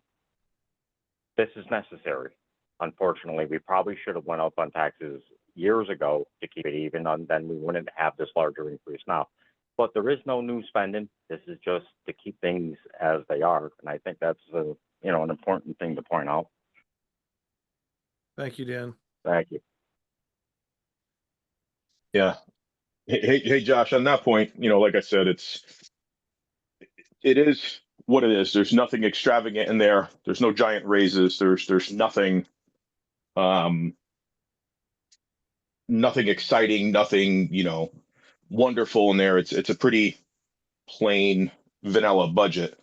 Unfortunately, we just have some of those increases to, offset some of the future spending that, again, like Kurt said, we're there to just alleviate some of the post-COVID time. So with that, it sounds like we have the process forward between the clerk and the registrar's office. They kind of know what's coming next. So I'm going to make a motion to move this process forward, to move the budget as noted to this next step. And again, I know this is uncharted territory, but I'd like to make that motion to approve it and move it forward to the referendum.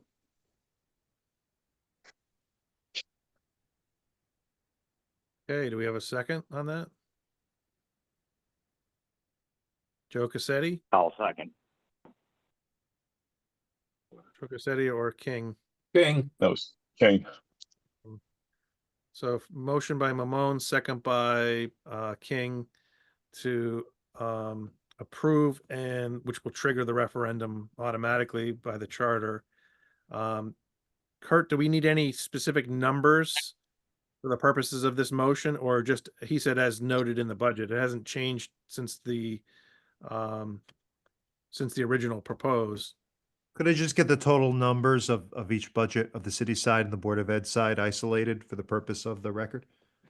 Sure. So for the city side, the request on the expense side is 30,053,120. And for the Board of Education, $39,560,719. Total $69,613,839. Josh, can I amend my motion to include those figures? Yes. Yeah. Thank you. All right. Dan, you're good with the amendment and still on a second? Yes. Thank you. Okay.